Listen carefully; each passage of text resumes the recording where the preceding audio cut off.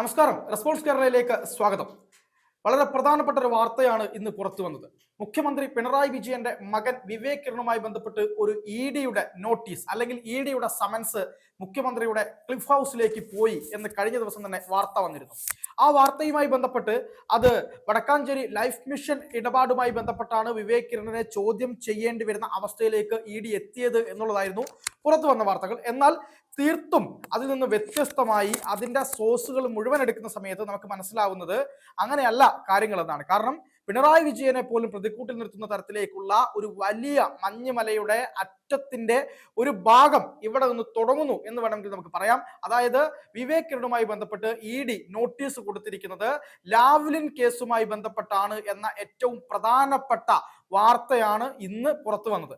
നമ്മൾ മനസ്സിലാക്കേണ്ട ഒരു പ്രധാനപ്പെട്ട കാര്യം എന്ന് പറയുന്നത്, ലാവ്ലിൻ കേസിൽ മുഖ്യമന്ത്രി പിണറായി വിജയൻ ഉൾപ്പെടെയുള്ള പ്രതികളെ അന്നത്തെ CBIയുടെ സ്പെഷ്യൽ കോടതി അന്ന് ഒഴിവാക്കുകയും പിന്നീട് ഹൈക്കോടതി ഒഴിവാക്കുകയും ചെയ്തിരുന്നു. എന്നാൽ അന്ന് തന്നെ ഉയർന്നു വന്ന ആരോപണം എന്ന് പറയുന്നത് അന്നത്തെ CBIയുമായി ബന്ധപ്പെട്ടും അന്നത്തെ ഭരണകക്ഷിയുമായൊക്കെ ബന്ധപ്പെട്ടും ഈ പറയുന്ന പിണറായി വിജയനെ രക്ഷിക്കാൻ വേണ്ടി പിണറായി വിജയനെയും അന്ന് ഇതിൽ പ്രതികളായിട്ടുള്ള KSCBയിലെ ഉദ്യോഗസ്ഥന്മാരെയും രക്ഷിക്കാൻ വേണ്ടി വളരെ കൃത്യമായ ചില ഇടപെടലുകൾ നടന്നിരുന്നു. ചില കാര്യങ്ങൾ അവിടെ ഈ പറയുന്നത് പോലെ ഈ ഇതിലുള്ള അതായത് കുറ്റപത്രത്തിൽ ചില ഇളവുകൾ അല്ലെങ്കിൽ ചില പഴുതുകൾ വെച്ചുകൊണ്ടാണ് അവർ ഈ കുറ്റപത്രം സമർപ്പിച്ചത് എന്നായിരുന്നു അന്നത്തെ തന്നെ പ്രധാനപ്പെട്ട ആരോപണങ്ങൾ. അതുകൊണ്ട് തന്നെയാണ് ഹൈക്കോടതിയിൽ നിന്ന് അത് തള്ളിപ്പോയത്. അല്ലെങ്കിൽ ഇത്തരം ചില ആളുകളെ വിടുതൽ ഹർജി കൊടുത്ത ചില പ്രതികളെ അതിൽ നിന്ന് മാറ്റി നിർത്തേണ്ടി വരുന്ന അവസ്ഥ ഉണ്ടായത് എന്ന് അന്ന് തന്നെ വലിയ ആക്ഷേപമുയർന്നിരുന്നു. യഥാർത്ഥത്തിൽ CPMന്റെ അകത്ത് തന്നെ VS അച്യുതാനന്ദൻ വരെ ലാവ്ലിൻ കേസുമായി ബന്ധപ്പെട്ട് വലിയ തരത്തിൽ പിണറായി വിജയനെതിരെ പ്രതികരിച്ച, പിണറായി വിജയനെതിരെ പോരാടിയ കാര്യങ്ങളൊക്കെ നമ്മൾ കണ്ടതുമാണ്. പള്ളിവാസൽ ഈ പറയുന്ന വൈദ്യുത പദ്ധതിയുമായി ബന്ധപ്പെട്ട് കനേഡിയൻ കമ്പനിക്ക് അതിന്റെ കരാർ KSCBക്കൊപ്പം തന്നെ തത്തുല്യമായ പങ്കാളിത്തത്തോടു കൂടി കരാർ കൊടുക്കുന്നു എന്നതിൽ നിന്നായിരുന്നു ഇതിന്റെ എല്ലാം തുടക്കം എന്നുള്ളതാണ് ആ ഒരു കാര്യം. ഏകദേശം 1994-96 കാലഘട്ടങ്ങളിലാണ് ഇത് നടന്നത്. എന്നാൽ 2003 ആദ്യമായിട്ട് വിജിലൻസ് ഇത്തരത്തിലൊരു കേസ് ഇതിലെടുക്കുന്നത്. എന്നാൽ ആ കേസ് എവിടെയും എത്താതായ സമയത്താണ് 2006 CBI ഈ കേസ് ഏറ്റെടുക്കുന്നത്.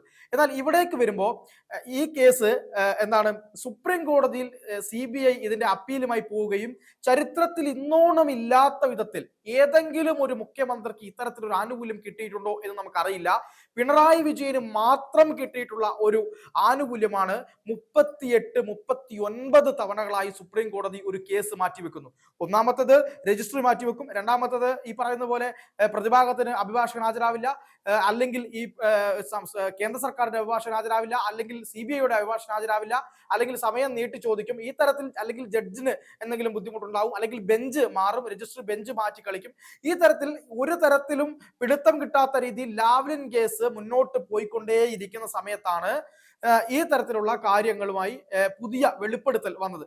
അതായത് മുഖ്യമന്ത്രിയുടെ മകൻ വിവേക് കിരണുമായി ബന്ധപ്പെട്ട് വിവേക് കിരണിന് തന്റെ പഠനം പൂർത്തീകരിക്കാൻ ആവശ്യമായി ഒരു വലിയ എമൗണ്ട് അദ്ദേഹത്തിന്റെ അക്കൗണ്ടിലേക്ക് ലാവ്ലിൻ കമ്പനിയുടെ ഉടമ അല്ലെങ്കിൽ അതിന്റെ ഡയറക്ടർമാരിൽ ഒരാളായിട്ടുള്ള ദിലീപ് രാഹുലൻ നൽകി എന്നുള്ളതാണ് ഇഡിയുടെ മുന്നിലേക്ക് എത്തിയ സാക്ഷിമൊഴി.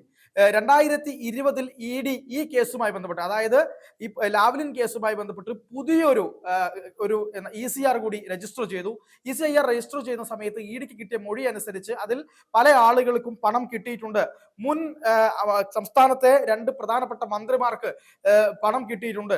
അത് മുഖ്യമന്ത്രി പിണറായി വിജയനും അപ്പുറത്തേക്ക്, ഇന്നത്തെ മുഖ്യമന്ത്രിക്കും അപ്പുറത്തേക്ക് കാർത്തികേയൻ എന്ന് പറയുന്ന അന്നത്തെ വൈദ്യുത മന്ത്രിക്ക് പണം കിട്ടിയിട്ടുണ്ട് എന്ന തരത്തിലുള്ള ഇഡിയുടെ മുന്നിലേക്ക് ചില സാക്ഷിമൊഴികൾ എത്തുകയും അതുവഴിയാണ് ഇന്നത്തെ മുഖ്യമന്ത്രിയുടെ മകൻ വിവേക് കിരണിന് ഈ തരത്തിൽ ദിലീപ് രാഹുലൻ പണം നൽകിയിട്ടുണ്ട് എന്ന ഒരു മൊഴി ഇഡിക്ക് കിട്ടുന്നത്. അതുവഴി ബന്ധപ്പെട്ട് ഇഡി കൃത്യമായി അന്വേഷിക്കുകയും ദിലീപ് രാഹുലന്റെ അക്കൗണ്ടിൽ നിന്ന് വിവേക് കിരണിന്റെ അക്കൗണ്ടിലേക്ക് പണം പോയിട്ടുണ്ട് എന്ന കാര്യമാണ് ഇഡി അന്ന് സ്ഥിരീകരിച്ചത്.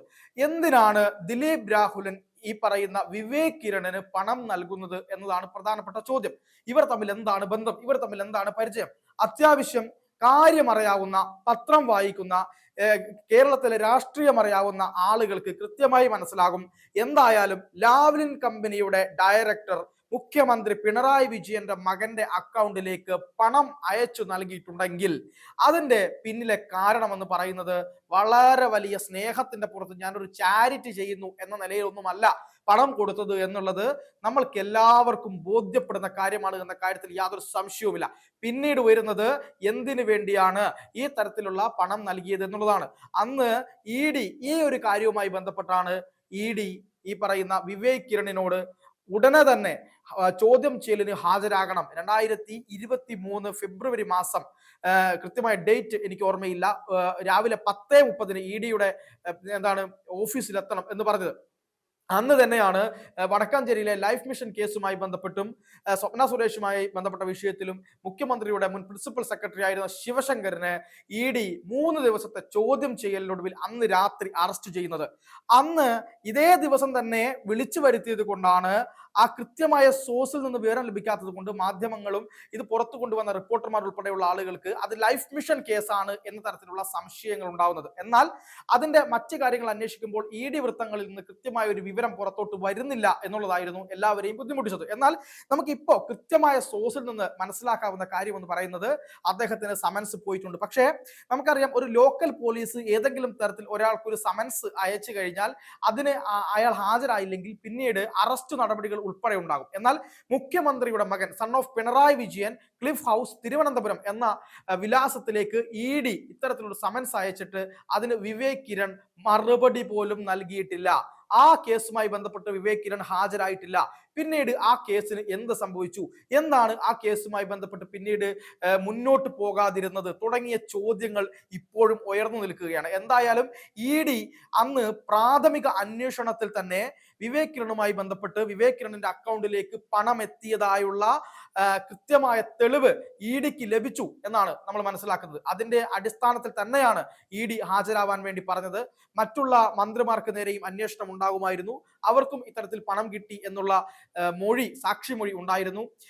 ഇതുമായി ബന്ധപ്പെട്ട് തന്നെയാണ് മുഖ്യമന്ത്രിയുടെ മകൻ ജോലി ചെയ്യുന്ന അബുദാബി കൊമേഴ്ഷ്യൽ ബാങ്കുമായി ബന്ധപ്പെട്ട് ഇവർ ഒരു വലിയ തരത്തിലുള്ള അന്വേഷണം ഈ പറയുന്ന പോലെ ഇ ഡിയുടെ ഭാഗത്ത് നിന്ന് നടക്കുന്നത്.